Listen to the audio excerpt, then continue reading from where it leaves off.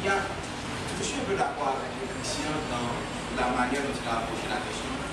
Le logement devait être un droit et le logement est aussi un facteur de cohésion sociale. Ça, il n'y a pas de théorie.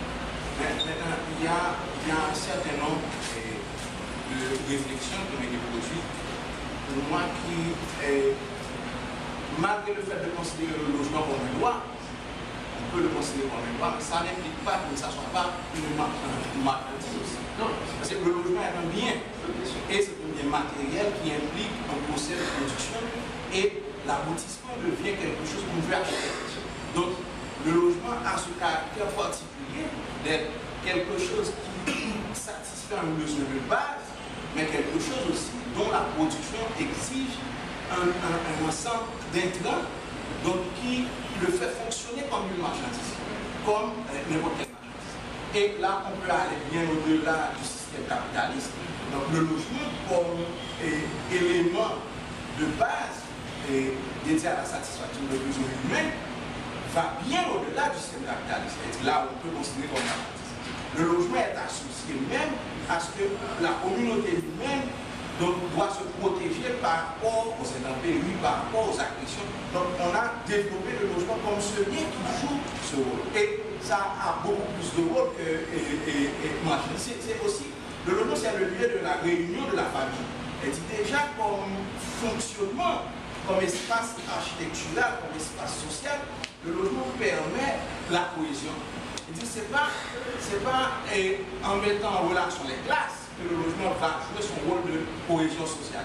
Déjà, au niveau du noyau familial, le logement, c'est cet élément qui permet de réunir la famille, donc qui joue déjà le rôle de logement social. Maintenant, si on laisse cet aspect de marchandise intrinsèquement lié au logement, et on regarde aussi cet aspect de cohésion sociale qui est aussi intrinsèquement lié au fait du logement. Donc on peut aussi discuter sur le fait du logement comme un élément pour le développement économique.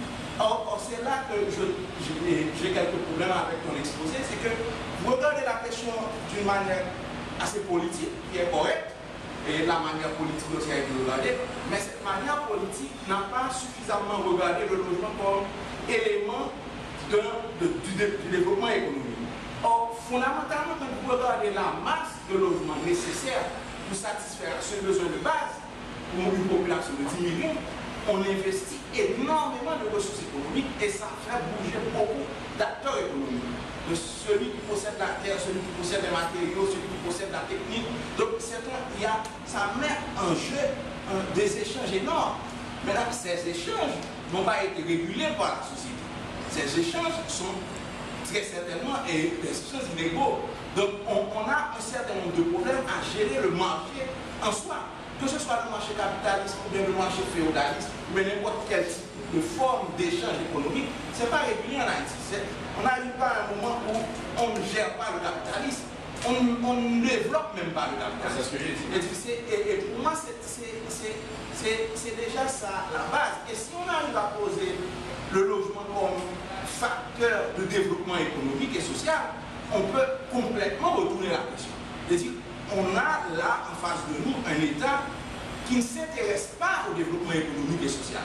Et on peut aller assez loin dans l'histoire pour dire que même au niveau quand on a fait les plantations et quand on regarde par exemple la manière dont on logeait les esclaves, donc ça n'intéressait pas par exemple les propriétaires des plantations et ça ne les intéressait pas la manière dont vivaient les esclaves. Et ça aboutissait à des crises énormes et à la révolution que nous connaissons et destructrice et la manière dont nous l'avons connue en Haïti. Et le problème c'est que par le fait de ne pas prendre en compte ce facteur de logement pour développer, même pour les classes travailleuses, et de façon correcte, on n'arrive même pas à articuler aucun système économique qui fonctionne. Et là, si tu arrives là maintenant, aujourd'hui, on fait le logement pour des ouvriers. Et il y a une politique de logement, si je peux dire, et depuis les années 50, avec Duvalier, et fonctionne encore aujourd'hui, le 16,6, le 400% du président Martelly correspond fondamentalement à une continuité de logement qui s'est fait pour citer Soleil, pour citer Magloire. C'est-à-dire on loge des ouvriers de la sous-traitance parce que Haïti est complètement voué, selon la logique de l'État moderne, la logique actuelle, à la sous-traitance et comme voie de développement. Et là, je suis un peu d'accord avec la personne, c'est un choix.